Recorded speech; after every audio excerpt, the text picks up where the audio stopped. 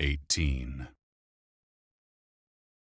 Gryph screamed, but then he heard a pop of air rushing into a vacuum, and the bitter tang of sulfur reached his nostrils. A flash of red and black soot exploded around the automaton's hand just as the flames erupted from the end of the tube. Razor-sharp clawed hands and feet dug into the splayed metal fingers of the statue's arms as the flames flowed around the crimson body of the tiny imp. Gryph's mouth gaped open, and then a loud cheer pushed from his throat. Drawn by the unexpected sound, Wick opened his eyes and watched Zeg not only taking the full brunt of the flames, but somehow absorbing them. The scaled beast purred like a cat enjoying a good scratch from its human as the flames petered out. Then he laughed and crawled up the creature's arm. "Shiny for Zeg," the imp said as he jumped from the massive construct's arm and onto its head. Zeg clawed at the ruby eyes, which now glowed with an internal light. Gryph wasn't certain, but the imp seemed to have gotten larger. He rushed to Wick's side and pulled the gnome to his feet. "Did you know he could do that?" "Never seen anything like it," Wick said, shock and elation battling in his voice. "Did he get bigger?" Neither man had any time to wonder, as the chamber suddenly exploded with the buzz of mechanical whirring. Gryph spun to see 3 more of the large metal monsters had extricated themselves from their alcoves and joined the fray. Tifila had already cast her super-handy vine spell, and root-thick brambles twined about the machine's legs and dragged it to its knees. The mechanical whirring came from a fast-moving blade that vibrated faster than Gryph's eyes could follow. "It's a damn realm's version of a sawzall reciprocating saw." The automaton brought the blade down into the writhing vines, and they parted like grass under a lawnmower. Tifila was not standing idly by, however, as she unleashed her spell, Water Blast. The jet slammed into the metal creature with all the force of a fire hose, and it toppled backwards with a thunderous crash. Gryph turned towards the others. Ovrim was slashing and weaving, his curved red blade leaving deep scratches on the automaton's brass-colored carapace, but doing little real damage. Mirthendir had conjured a glowing spiked mace head on the end of his staff and swung it with ease. The basketball-sized sphere crushed into the shoulder of the metal monstrosity with a crushing thunk. The monster's arm went limp as a gush of clear golden oil erupted from the damaged joint. "This dude is a badass," Gryph thought. Once again, the Prince Regent showed an uncanny talent for knowing what Gryph was thinking, and the tall elf turned to him. "Return control of the adventure party to me," the regal elf yelled. "I have a spell that will help." With a mental flick, Gryph did as asked, and a moment later a prompt came to him. "You have returned control of the adventure party to Mirthendir. Mirthendir has granted the adventure party the spell Blazing Armor. Plus 20% to the effectiveness of all armor worn by the adventure party for 30 minutes. Plus 20% to movement and attack speed for 30 minutes. A luminous aura of light enveloped Gryph and twined its way around and through his armor. He felt more agile and quicker as he spun back to see Wick had regained his feet. The crimson glow of chthonic magic surrounded the gnome's hands as he moved with heightened agility, avoiding the automaton's attacks. Gryph knew the power the gnome's chthonic bolt could unleash, but the gnome hesitated to fire for fear of hitting the imp who was spastically jumping about on the living statue's head. It was almost comical, watching the lumbering beast punch itself in the face repeatedly as it tried, yet failed, to crush the imp. Gryph took a moment to analyze their opponents. Thalmir Goliath, level 32, H 986, S 2500, M 585, SP 0. Thalmir Goliaths are among the largest and deadliest of the Thalmir constructs. These magically empowered automatons guarded Thalmir cities, fortresses, and treasure vaults. They are tireless protectors armed with blade and flame. While not intelligent in the standard sense, they will follow the simple commands of their masters. Given time, a destroyed Thalmir Goliath will regenerate and repair nearly any damage. Strengths unknown. Immunities unknown. Weaknesses unknown. Gryph grumbled under his breath. He really needed to level his analyze skill. His inability to know the strengths, immunities, and weaknesses of his opponents was becoming truly irritating. Well, I guess we'll just have to beat them up the old-fashioned way. "These are Thalmir automatons!" Mirthandir yelled above the din. "Their armor is incredibly tough. Aim for the joints and spaces between their armored plates. If you can get between them, their inner workings are susceptible to electrical damage." Gryph was thankful for the information, but couldn't shake the coincidence that, yet again, Mirthandir had offered the advice just as the question had come into Gryph's mind. A quick look around told him that Ovrim needed the most immediate help. The saber-wielding warrior monk was likely the deadliest of all of them under most circumstances, but his sword was ill-equipped to battle the heavily armored Goliaths. Gryph poured mana into his spear and rushed to aid the Zaidai, just as the metal titan brought the whirring blade down upon the adjudicator. Ovrim parried the attack and dove aside. A trickle of blood dripped down his sword arm where he'd been less successful on a previous parry. And, despite Mirthandir's boon, Gryph realized his friend wasn't moving as quickly as normal. "Ovrim, down!" Gryph yelled as the Goliath took aim with its flame cannon. Without hesitation, the Zaidai threw himself aside, giving Gryph a clear line of attack. Gryph activated his Impale perk and the spear's own penetrating strike ability as he thrust his adamantine spear tip into the fiery orange nozzle. The spear tip sunk in nearly a foot, dealing incredible damage to the Goliath's arm. The automaton stumbled back as the torrent of magical fire tried to force itself past the lodged spear. The shaft vibrated in Gryph's grasp as he struggled to hold on. Heat flared around the spear and up the shaft. Gryph grimaced in pain as the metal cooked his hands. His health bar flared, and then a gout of flame pulsed from the nozzle and flowed over Gryph. He screamed in pain, and his health dropped further. He pushed with all his strength, and the spear lodged itself deeper inside the Goliath's arm. The flames winked out, and Gryph's health stopped dropping. The metal of the creature's arm turned orange, and then red, and then white-hot as the backdraft of fire built up inside the flamethrower's housing. Then an explosion tossed Gryph backwards as whatever fuel powered the jet of flame exploded. Shards of the white-hot metal bit into Gryph like the bite of dozens of fire ants, and his health sunk further.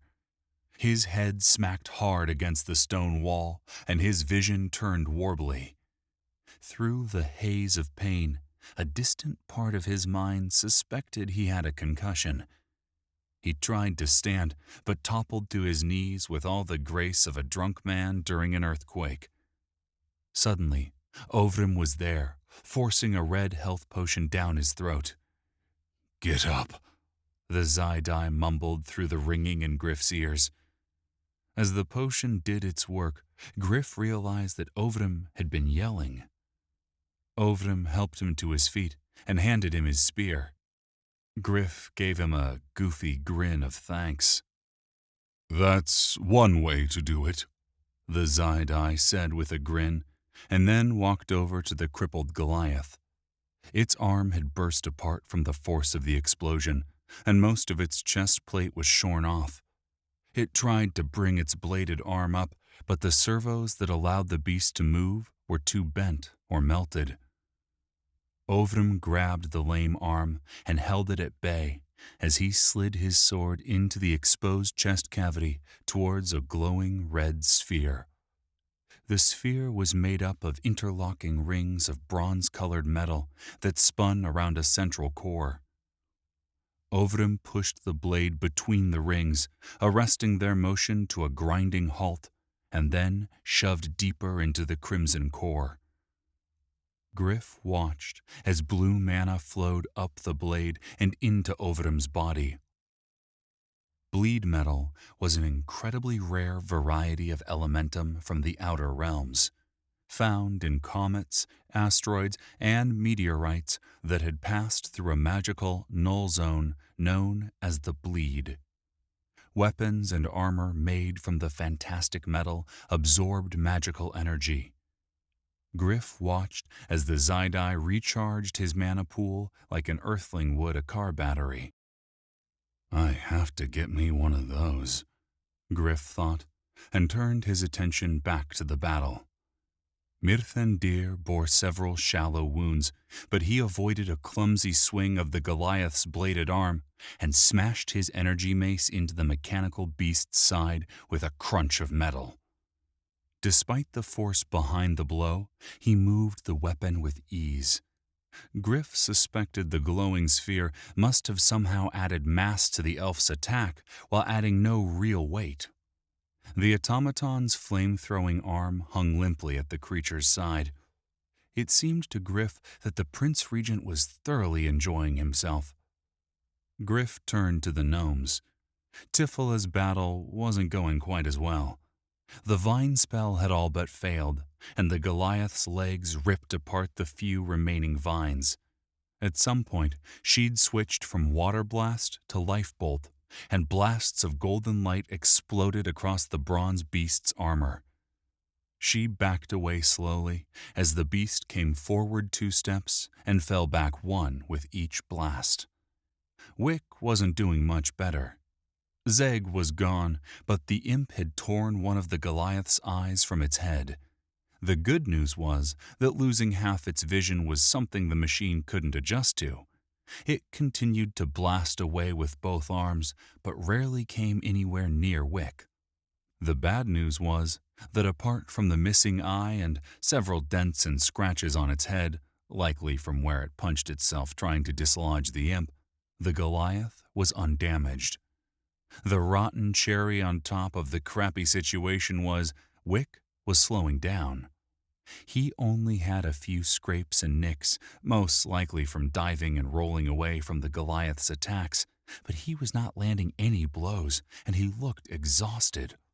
Sooner rather than later, his stamina would bottom out, and then the mechanical monster would have him, no matter how slow it was. "Ovrum, help Tifla. I've got Wick's back."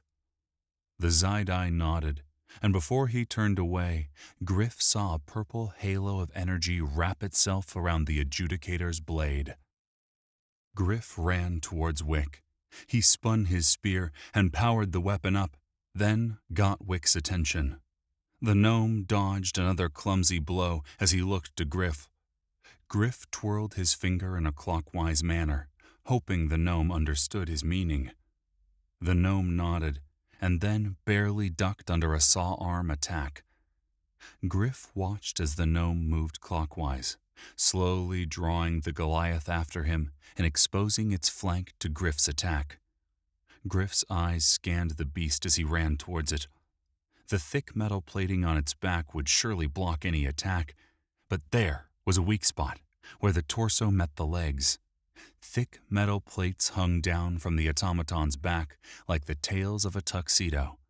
But as the construct moved, it revealed a space between the protective plates. Gryph thrust his spear into the gap between the thick armor, and once again unleashed penetrating strike and impale. It awarded Gryph a critical hit, and he watched as more than half of the automaton's health dropped in an instant. The thing fell forward onto its knees with a thunderous boom, servos squealing and golden oil flowing from the wound like blood.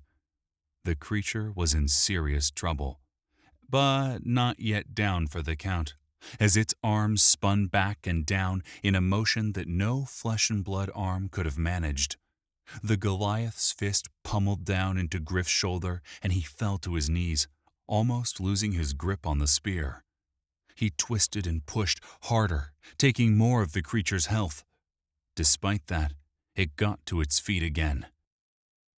"I can't hold it," Gryph said, as it pointed its flame-throwing arm at Wick again. The exhausted gnome slipped in the ever-widening pool of golden oil flowing from the bronze juggernaut, and his head hit the floor hard, dazing him. Gryph knew he had only seconds before Wick would become a gnome kebab, and his brain scrambled for some way to save his friend. Old training came back, and he found clarity. A dozen options flashed through his mind, and then he saw the blue glint of the icon set into the shaft of his spear, and he smiled. He pushed the spear deeper under the armor on the automaton's back, pushing until he felt it pass between the spinning rings of the machine's dynamo core. While the Goliath did not seem self-aware in the traditional sense, it knew a mortal threat when it had impaled it in the back. Its head spun 180 degrees to look at Gryph with its one malevolent eye. Its mouth opened, and then it exhaled a blast of superheated steam right into Gryph's face. Gryph screamed in agony as the skin of his face, neck, and arms blistered, and his health dropped by a quarter. But he did not let go of his spear, nor did the pain prevent him from unleashing his own attack. Gryph triggered Yiriel's bite as the spear tip pierced the delicate whirring of the glowing dynamo's core. The bite didn't do nearly as much damage as Yiriel's maelstrom, but he'd slammed his spear into what he guessed amounted to the mechanical beast's brain. The Goliath shook and spasmed under the electrical assault, looking for all the world like a gigantic bronze man being tased. The Goliath wasn't dead, but the shock to its central core seemed to have stunned it. Gryph just hoped it wouldn't recover before the 10-second cooldown on the weapon's ability passed. He looked up to see Wick double-fisting a health and stamina potion. "Go help the others. I've got this," Gryph told him, and the rejuvenated gnome nodded and rushed towards his fellows. Below him, the Goliath stirred as its core rebooted. It shuddered as it tried to get up, but Gryph thrust the spear deeper, spearing the construct like a worm on a fishhook. His heartbeat mirrored the cooldown clock, and when it thumped to 0, he sent another surge of electricity into the monster. It took nearly a minute, but the method finally spelled the Goliath's doom. He heard a sound like the power-down cycle of an ancient desktop computer, and the core went dark. The Goliath was defeated. He turned towards the others just in time to see the Goliath Mirthendir was battling fall to its knees. Smoke and steam poured from cracks in its armor, and a metal-on-metal grinding rumbled through the room as it struggled to stand. The Prince Regent held his energy mace in both hands and took a home-run quality swing. The phantom spikes of the glowing sphere of energy crunched the automaton's neck and tore its head from its shoulders. The head bounced across the floor as the red light of life illuminating its ruby eyes faded and died. Steam gushed from the beast's neck, and then the body fell forward and hit the ground with a tremendous crash.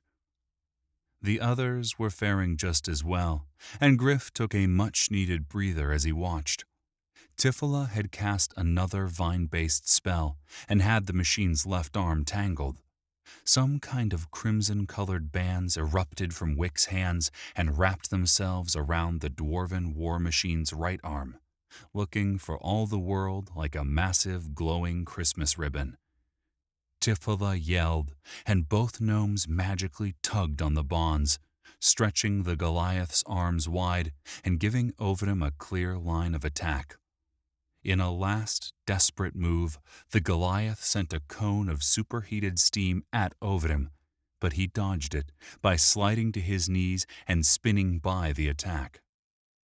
With a focused yell, reminiscent of a martial arts master channeling chi, Ovrim swung the blade of his saber in an arc. The deep red metal of the blade pulsed with a corona of pure blue mana, and Ovrim's blow sliced into and through the wire-muscled neck of the Goliath.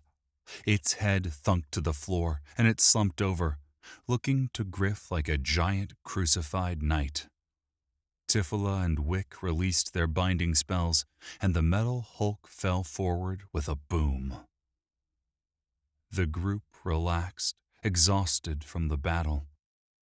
"Well, that was fun," Wick said, sarcasm dripping from his voice as furiously as the sweat from his brow. "Yes, it was invigorating," the Prince Regent said, missing or perhaps ignoring the tone of Wick's comment. "But fear not, my friends. This battle was easy. Hopefully, the next foes we face will provide a more difficult challenge." Wick looked at the tall elf in disbelief and alarm. "Easy? I don't think that word means what you think it means," Wick muttered under his breath.